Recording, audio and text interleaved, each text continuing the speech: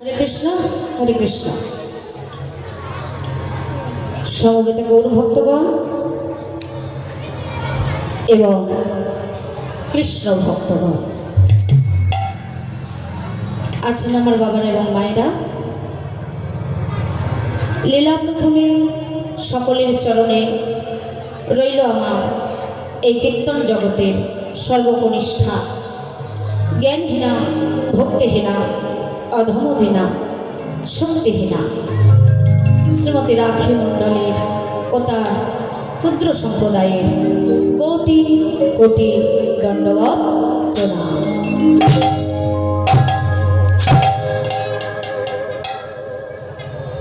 আসুন, আজকে শাস্ত্রকার গুরু গম্ভীর নাদে পুনঃ পুনঃ বলছেন, হে জগৎবাসী, সদ্গুরু চরণ আশ্রয় করে তোমরা পরাশ্রিত হও। আজ এখানে আমরা এসে উপস্থিত হয়েছি মা, আজকে দেবাদিদেব মহাদেবের বিশেষ একটি অনুষ্ঠান, মহাশিবরাত্রি, তাই না মা? আমরা সবাই এসে উপস্থিত হয়েছি, কেউ কেউ ব্রত পালন করছি বাবার মাথায় জল ঢালার জন্য। তো আজকে তার জন্য, সেই দেবাদিদেব ভোলানাথের জন্য আজ আমরা এখানে এসে উপস্থিত হয়েছি। তাহলে দেবাদিদেব মহাদেব আগে আমাদেরকে জানতে হবে। এখানে প্রশ্ন আছে বাবা, প্রশ্নটা কি না, হচ্ছে কিনা কীর্তন রাধা গোবিন্দের গৌরনিতায়ের কীর্তন। তাহলে ভোলানাথ দেবাদিদেব মহাদেবের অনুষ্ঠানে কেন কীর্তন দেয়া হলো, তাই না মা? জানতে হবে তো। এই হরিবাসরে এসে আর কি হয় আমি জানি না বাবা। চৈতন্য ঠাকুর চৈতন্য মহাপ্রভু বলেছেন, কিছু হোক আর না হোক এই হরিবাসরে এসে অন্তত ভগবানের জন্য একটু মাথাটা আমরা নত করতে পারলাম। এর থেকে বড় চাওয়া, এর থেকে বড় পাওয়া আর কি হতে পারে? তো দেবাদিদেব ভোলানাথের অনুষ্ঠান, যার বাবার মাথায় জল ঢালার অনুষ্ঠান, তো তার জন্য কেন কীর্তন? কি বাবা, তাই তো? কারণ হচ্ছে দেবাদিদেব মহাদেব ভগবান কৃষ্ণের কৃষ্ণ গুণগান সব সময় ভালোবাসে। তো এই নিয়ে বিষয় নিয়ে একটু আমি আলোচনা করব, আপনারা আস্বাদন করবেন অবশ্যই। তো চলুন, যে লীলাটি আস্বাদন করব তার একটু গৌরচন্দ্রিকা আমরা করে নেব প্রথমে। কারণ গৌরচন্দ্রিকা না করলে বাবা কোনো লীলার বিষয়বস্তু, আলোচ্য বিষয় আস্বাদন করা যায় না। এই গৌরচন্দ্রিকা আস্বাদন করলে আপনারা বুঝে যাবেন যে লীলার বিষয়বস্তু কি হতে চলেছে।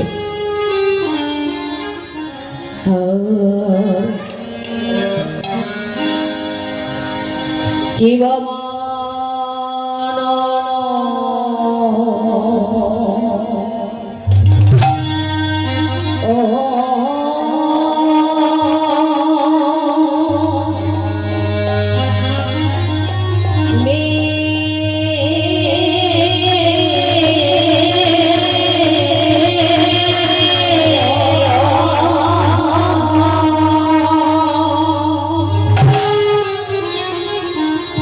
ও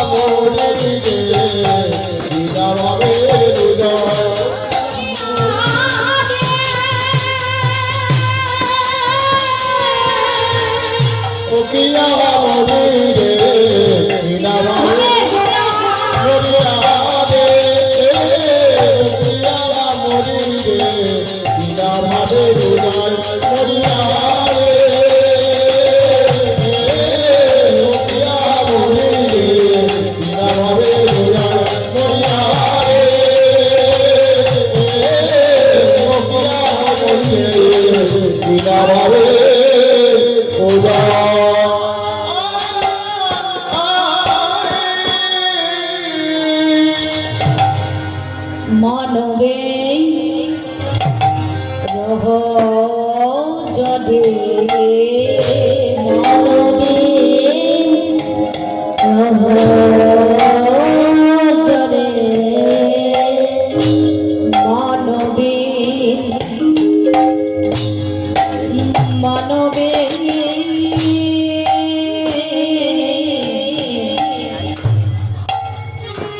মানবে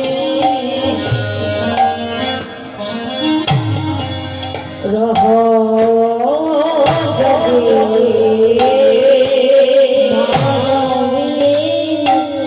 রহ চলে তুহু ভেল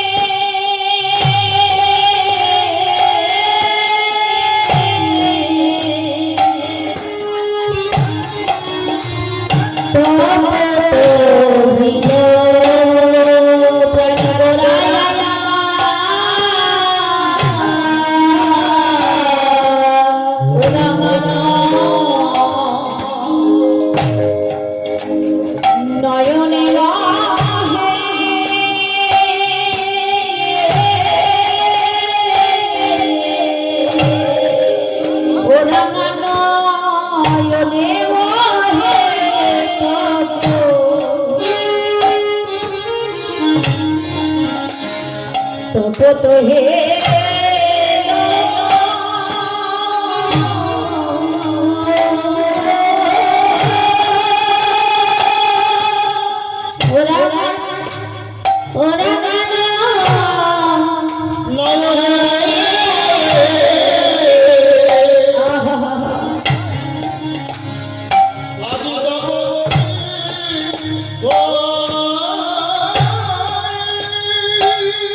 বলে ভেসে যায় ভেসে যায় ভেসে যায় ভেসে যায় ভেসে যায় ভেসে যায় ভেসে যায় ভেসে যায় হরির কোনো খাদি ভেসে যায় ভেসে যায় হরির কোনো খাদি ভেসে যায় ভেসে যায় হরির কোনো খাদি ভেসে যায় ভেসে যায় ভেসে যায় ভেসে যায় হতে মুখ কমল ভেসে যায় ভেসে যায় হতে মুখ কমল ভেসে যায় ভেসে যায় মুখ হতে নাভি কমল ভেসে যায় ভেসে যায় হতে নাভি কমল ভেসে যায় ভেসে যায় ভাবে নিধন হয়ে ভেসে যায় ভেসে যায় ভাবে নিধন হয়ে ভেসে যায় ভেসে যায় ভাবে বলে যায় ভাবে বলি হারি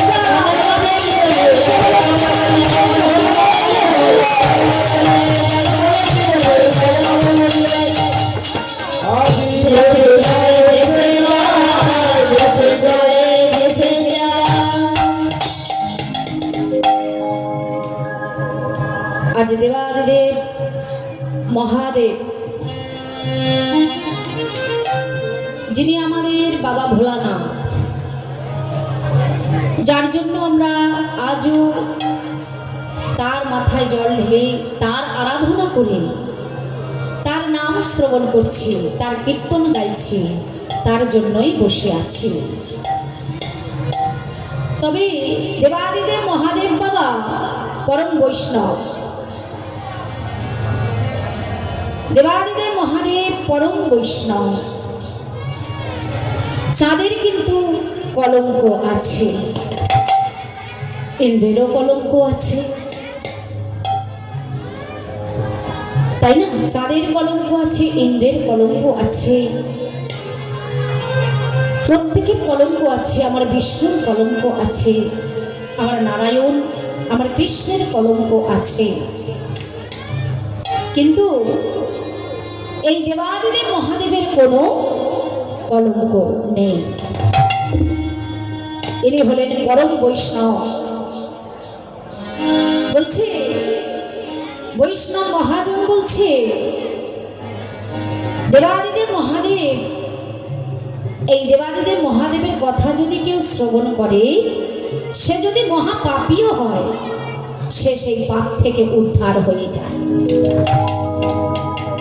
কিংবা এই শিব শিব নাম যদি একবার বদনে উচ্চারণও করে, যে যত বড়ই মহাপাপী হোক, সে পাপ থেকে উদ্ধার হয়ে যায়।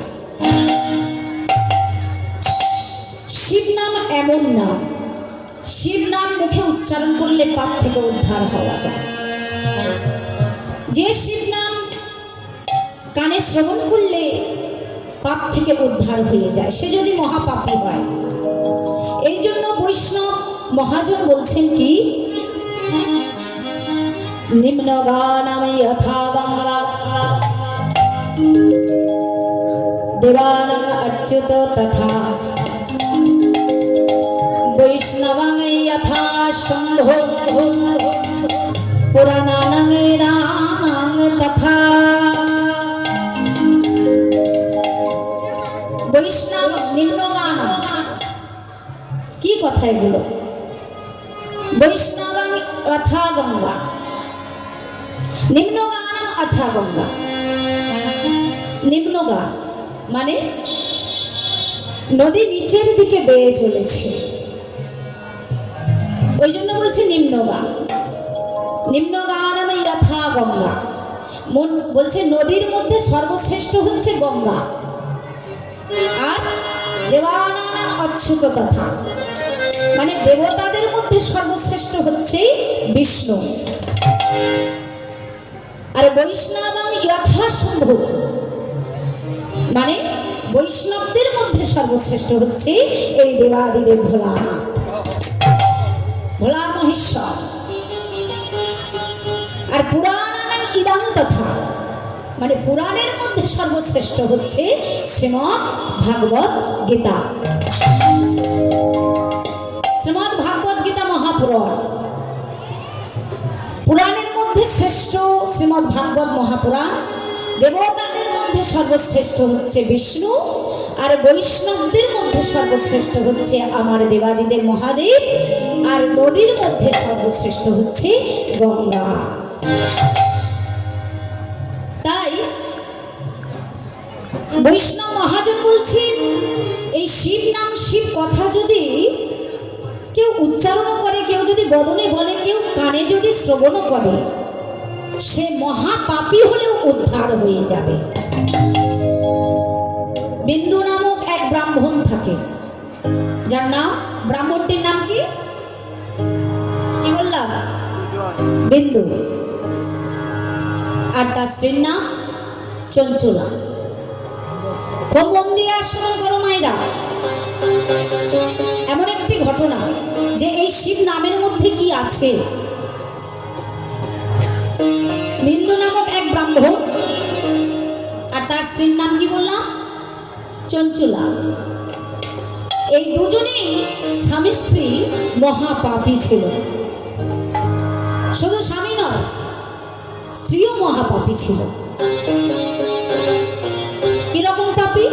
মানে ব্রাহ্মণ হয়ে ব্রাহ্মণের যে আচার আচরণ সেসব করতো না বিন্দু। ব্রাহ্মণের যা করণীয় সেসব করতো না বিন্দু। কি করতো? এই বিন্দু আর চঞ্চলা থাকতো কোথায়? সমুদ্র তটে এক গ্রামে। গ্রামটার নাম কি ছিল? বাসকল।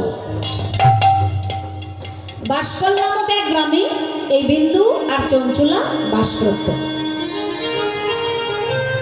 তো কিরকম পাপী দেখুন, কিরকম মহাব্যভিচারী, ব্যভিচারিণী, কিরকম মানে ব্যবহার করে গেছে, কিরকম অত্যাচার অনাচার।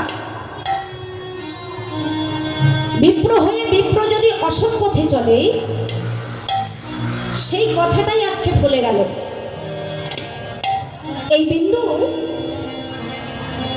বেশ্যা সঙ্গ করত, পরস্ত্রীর সঙ্গ করত। তো প্রতিনিয়ত বিন্দু বেশ্যা সঙ্গ করে, পরস্ত্রী গমন করে। তো এই চঞ্চুলা মহাপরম সুন্দরী ছিল, পরম সুন্দরী। তো একটা সময় তাকে বিবাহ করে আনা হয়েছে, বিন্দু বিবাহ করেছে, চঞ্চুলাকে বিবাহ করেছে, বিবাহ করে ঘরে এনেছে মা। তো পরম সুন্দরী স্ত্রীকে রেখে বিন্দু কি করত? সব সময় পাপ কাজে লিপ্ত থাকত। কোনো মেয়েকে যদি একটি ছেলের সঙ্গে বিবাহ দেয়া হয়, স্বামী স্ত্রীর যখন বিবাহ হয়, তখন স্ত্রী তার স্বামীকে চাইবে, স্বামী তার স্ত্রীকে চাইবে, এটাই তো নিয়ম। কিন্তু সেটা বিন্দু করত না, মহাপাপী ছিল। সব সময় প্রতিদিন প্রতিনিয়ত নিত্যদিন পরস্ত্রী গমন করত। এই পরস্ত্রী গমন করতে করতে চঞ্চুলা তো পরম নিষ্ঠা স্ত্রী, মানে বিন্দুর স্ত্রী হচ্ছে চঞ্চুলা। চঞ্চুলা সবসময় স্বামীর আশাপথে চেয়ে বসে থাকত, প্রতিনিয়ত কাজে কর্মে লিপ্ত থাকতো মা। আর স্বামী কখন আসবে, স্বামীর যা করণীয়, যে সমস্ত কাজ চঞ্চুলা নিষ্ঠাবান নিষ্ঠাবতী ভাবে করে রাখত। কিন্তু স্বামী আসে না, রাতের পর রাত কেটে যায়, দিনের পর দিন কেটে যায়, বছরের পর বছর কেটে যায়, তবু বিন্দু তার স্ত্রী চঞ্চুলার কাছে আসে না। এমন বছরের পর বছর কেটে যেতে যেতে, দিনের পর দিন কেটে যেতে যেতে চঞ্চুলা কি করলো? অঝর নয়নে কাঁদছে যে আমি কাকে বিবাহ করেছি, যে স্বামী আমাকে বিবাহ করে আনলো, সেই স্বামীর ছোঁয়াও আমি একটি বারও পেলাম না।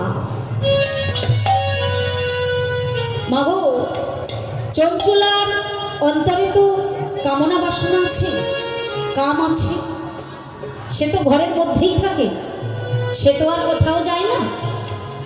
তো এমন দিনের পর দিন কাটাতে কাটাতে, বছরের পর বছর কাটাতে কাটাতে চঞ্চুলা একদিন কি করলো? সেও পরপুরুষ সঙ্গ করতে লাগলো। কিভাবে সম্ভব? এটা হয় না। একটা পুরুষের শরীরে, একটা পুরুষের অন্তরে যেমন কামনা বাসনা আছে, কাম জাগ্রত হয়, ঠিক একটা নারী যে স্ত্রী, তার শরীরেও তার অন্তরেও কাম আছে, তারও কাম জাগ্রত হয়, তাই না? স্বামীকে কাছে না পেয়ে সেও শুরু করলো, তারও ঘরে আসা যাওয়া হলো পরপুরুষের সঙ্গ। আবার একটা দুটো নয়, অনেকগুলো বাড়িতে আসা যাওয়া হয়। একটা পুরুষের সঙ্গ কি করবে? অনেক পুরুষ বাড়িতে আসা যাওয়া হয়। তো এরকম বাড়িতে যখন আসা যাওয়া হয়, চঞ্চুলাও তো একেবারে আবদ্ধ হয়ে গেছে পরপুরুষের সঙ্গে, তার প্রেমে পড়ে গেছে। প্রেম হলে কি হয়?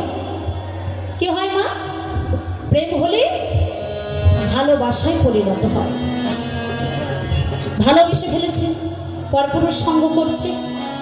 ওদিকে বিন্দু পরস্ত্রী গমন করছে, বেশ্যা সঙ্গ করছে, আর এদিকে চঞ্চুলা তার স্ত্রী, সেও কাম আর ধরে রাখতে না পেরে সেও পরপুরুষের সঙ্গ করছে।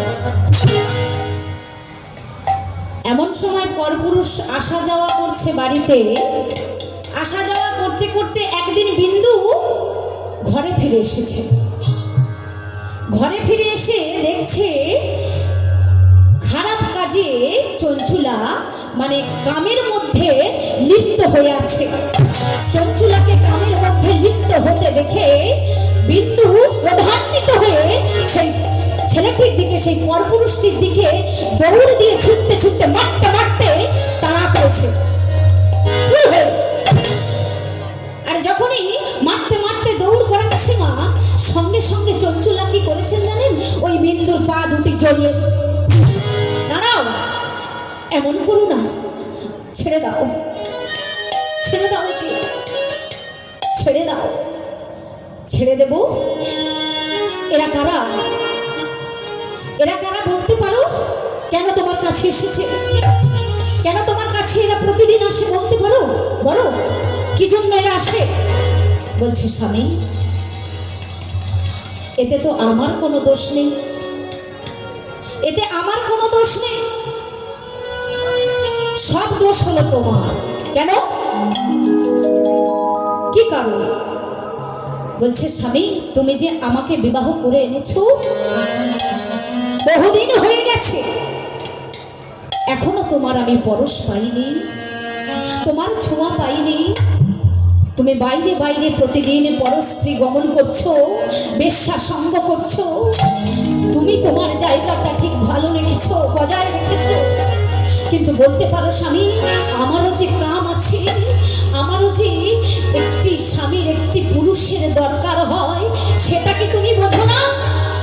তার জন্য সব দোষ হলো তোমার, আমি নই। ও তাই? বেশ, তাহলে এই পরপুরুষ সঙ্গ তুমি কতদিন করছো? বলছে বেশ কয়েকদিন হলো, বেশি দিন হয়নি, বেশ কয়েকদিন হলো। তা বেশ, চঞ্চলা, একটা কথা আমি তোমাকে বলে দিই, আমি যে পরস্ত্রী গমন করছি, বেশ্যা সঙ্গ করছি, আমি যা করছি আমি তা করব, তুমি আমার কাজে কোনোদিন বাধা দেবে না। আর তুমি যেটা করছো তুমি সেটা করবে, আমি কোনোদিন তোমাকে বাধা দেব না। বলছে আমি যা কাজ করছি, আমি বেশ্যা সঙ্গ করছি, আমার কাজে তুমি বাধা হয়ে দাঁড়িও না। আর তুমি যেটা করবে বা করছো, পরপুরুষ গমন করছো, পরপুরুষ সঙ্গ করছো, তাতে কোনোদিন আমি বাধা দেব না। তুমি তো পরম সুন্দরী, মানছি, তুমি পরম সুন্দরী, তোমার কাছে কত পয়সাওয়ালা, কত টাকা পয়সা আছে, হ্যাঁ, সেরকম পুরুষও তোমার কাছে আসবে, আমি জানি। ঐশ্বর্যবান পুরুষ তোমার কাছে আসবে, তুমি দেখতে সুন্দরী। তা এক কাজ করো, তুমি পরপুরুষ গমন করো, টাকা পয়সা রোজগার করো, ভালো টাকা পয়সা রোজগার করলে কি হবে, আমাদের দুজনের সংসারটা ভালোভাবে চলে যাবে। কত বড় ব্যভিচার, কত বড় মহাপাপী দেখো, নিজে যে কাজ করে মানে স্ত্রীকেও সহযোগিতা করছে। চঞ্চলাও সেই সঙ্গ করে, বিন্দু পরস্ত্রী গমন করে, বেশ্যা সঙ্গ করে। এইভাবে তাদের দিন চলতে থাকে। এইভাবে দিন চলতে চলতে একটা সময় কি হলো, ওই বিন্দু মারা গেল। কিছুদিন পরে ওই বিন্দু মারা গেল। যখন মারা গেল তখন নরকে চলে গেল। নরকে গিয়ে কি হলো, নরকে গিয়ে পিশাচ হয়ে গেল। ওমা, যে এমন পাপ কাজ করে তার কি ভালো জন্ম হতে পারে? হ্যাঁ, হতে পারে না।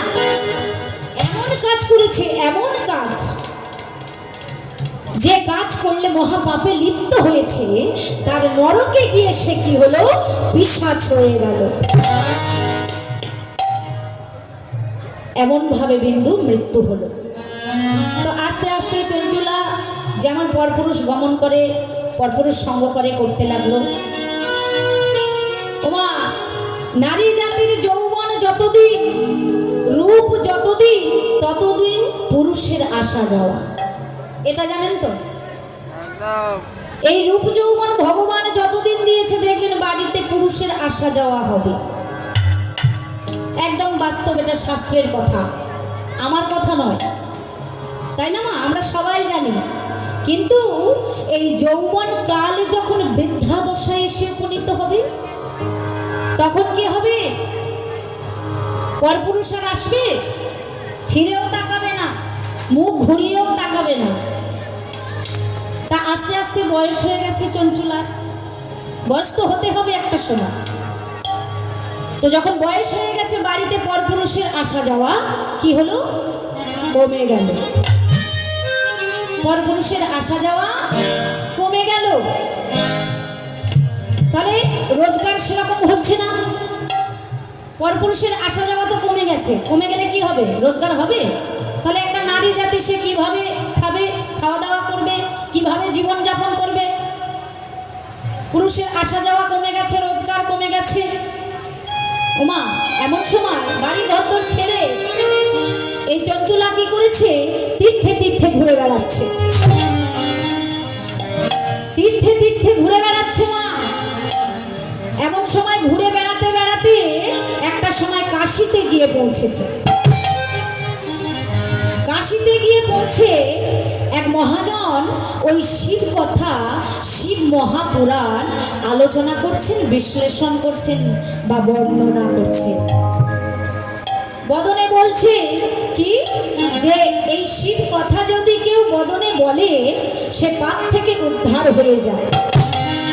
এমনকি এই শিব কথা যদি কেউ কানে শ্রবণও করে, সে মহাপাপ থেকে উদ্ধার হয়ে যায়। এবং এই শিব নাম, এই শিব চরিত্র যদি কেউ, এই শিব চরিত্রে কেউ কলঙ্কের ছিটা দেয়, এই শিব চরিত্রকে কেউ যদি অপমান করে, তাহলে তার কি হয়? নরকে ঠাঁই হয়, পিশাচিনী হয়ে যায়, পিশাচ হয়ে যায়। এখন এই কথা বর্ণনা করছেন মহাজন, আর এই কথাটা শুনেছে চঞ্চলা। করেনে শুনেছে শিব কথা, শিব মহাপুরাণ, শিবের মহাচরিত্র। শিব চরিত্র বাবা বড় ভালো চরিত্র, শুদ্ধ, একদম শুদ্ধ, শুদ্ধ চরিত্র। তো আজকে চঞ্চলা কর্ণে শুনেছে, শুনে মনে মনে ভাবছে, আমার স্বামীও তো এইরকম মহাপাপী ছিল, ব্যভিচার ছিল, হ্যাঁ, বেশ্যা সঙ্গ করেছে, পরস্ত্রী গমন করেছে, তাহলে নিশ্চয়ই আমার স্বামীও ওই নরকে পিশাচ হয়ে জন্মগ্রহণ করেছে। তা যখনই জেনে গেছে, শুনে গেছে মা, তখন কি করছে? চঞ্চলা সমস্ত কিছু ছেড়ে দিয়ে, পরপুরুষের সঙ্গ ছেড়ে দিয়ে ওই শিব তত্ত্ব শ্রবণ করছে, শিব মহাপুরাণ আস্বাদন করছেন, বদনে বলছে। এই শিব কথা বলতে বলতে স্বর্গ থেকে মা দুর্গা পার্বতী এসে ওকে কি করলো? চঞ্চলাকে সখী বানিয়ে নিল। পার্বতী নিজের সখী বানিয়ে নিল চঞ্চলাকে, সখী বানিয়ে নিয়েছে। তা সখী বানালে কি হবে মা? চঞ্চলা তো সবসময় চিন্তায় মগ্ন, মন খারাপ, সবসময় চিন্তা করছে, মন খারাপ কেন? মনটা খারাপ কি নিয়ে? তো চঞ্চলার মনটা খারাপ হচ্ছে, একটা সময় আমিও ব্যভিচারিণী ছিলাম, আমিও মহাপাপী ছিলাম, সেই কথা ভেবে ভেবে চঞ্চলা মনটা খারাপ করে পার্বতীর পাশে বসে আছে, মা দুর্গার পাশে বসে আছে। তো মা দুর্গা একদিন দেখতে দেখতে জিজ্ঞাসা করে উঠলেন, হ্যাঁ রে ও চঞ্চলা, চঞ্চলা তোকে এমন চিন্তিত লাগে কেন বলতো? কি ভাবিস সারাদিন, প্রতিদিন প্রতিনিয়ত কি ভাবিস এত? তোর মনটা এত খারাপ কেন? বলছে, মা গো, আমরা একটা সময় স্বামী স্ত্রী দুজনেই বড় মহাপাপী ছিলাম, ব্যভিচারিণী ছিলাম, বেশ্যা সঙ্গ করেছে আমার স্ত্রী, আমার স্বামী, পরস্ত্রী গমন করেছে আমার স্বামী। ঠিক সেই সময় তার সঙ্গে সঙ্গে আমিও পরপুরুষ সঙ্গ করেছিলাম। শিব শিব নাম বদনে বলায় কর্ণে শ্রবণ করায় আজ আমি তোমার সখী হয়েছি মাগো। কিন্তু আমি তো উদ্ধার হয়ে গেলাম, কিন্তু আমার স্বামী তো উদ্ধার হলো না। একই পথের পথিক চঞ্চলা মনে মনে ভাবছে, তাহলে আমি যেখানে উদ্ধার হয়ে গেলাম, তাহলে আমার স্বামীকেও উদ্ধার করতে হবে। তাহলে যাব কোথায়? যাব সেই নরকে যেখানে আছে আমার স্বামী পিশাচ হয়ে, তার কাছে গেছে। তো সেখানে তো ছাড়বে না, নরক থেকে তো বিন্দুকে ছাড়ছে না, কারণ পিশাচ হয়ে গেছে। বলছে শোনো, আমার স্বামীকে আমার কাছে দাও। আর এদিকে মা দুর্গা পদ বলে দিয়েছে, বলছে একমাত্র পদ হলো ওর বদনে যেন শিব কথা থাকে, শিব নাম উচ্চারণ করি, শিব কথা শ্রবণ করি, শিব শিব নাম করি, আর শিব চরিত্রের গুণকীর্তন করে, তাহলে ও নরক থেকে স্বর্গপ্রাপ্তি হবে। এখন বিষ্ণু যিনি নারায়ণ, ভগবান কৃষ্ণের সব থেকে বড় ভক্ত হলো কে? না, মানে স্বর্গে আমার কৃষ্ণের সমস্ত কথা, সমস্ত লীলার বিষয়বস্তু জানতো কে? বড় ভক্ত দেবর্ষি নারদ, যার কাছে কিছু অজানা নেই। রাধা গোবিন্দের লীলার বিষয়বস্তু, রাধা গোবিন্দের কি হবে সেই লীলার বিষয়বস্তু সব জানতো কে? দেবর্ষি নারদ।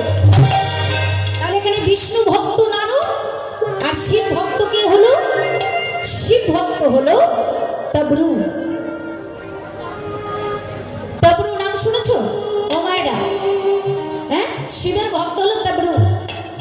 এই তবরু সবসময় জানতো যে শিবকে কোথায় পাওয়া যাবে, শিব কোথায় আছে, শিবের নাম করলে কি হয়। এই তবরু বলে দিল যে ওই বিন্দুকে কি কি কাজ করতে হবে। তাহলে শিব নাম 7 দিন, আর বিষ্ণুর নাম হলো 9 দিন। শিব নাম বেশি দিন না, 7 দিন হয়, আর বিষ্ণুর নাম হয় 9 দিন। এবং সেই শিব শিব নাম করতে করতে, শিবের কথা শ্রবণ করতে করতে, শিব চরিত্র মহাপুরাণ আলোচনা করতে করতে, শিব গুণ কীর্তন করতে করতে একদিন সেই বিন্দু নরক থেকে স্বর্গপ্রাপ্তি হলো। প্রেমে সে বলো নিতাই গৌর হইব। শিব পুরাণ, শিব মহাপুরাণ, শিব চরিত্র বড় ভালো চরিত্র মা। প্রত্যেকটি ভগবানের চরিত্রে দাগ আছে, কিন্তু আমার দেবাদিদেব মহাদেবের চরিত্রে কোনো দাগ নেই। শুদ্ধ, একদম শুদ্ধ তত্ত্ব।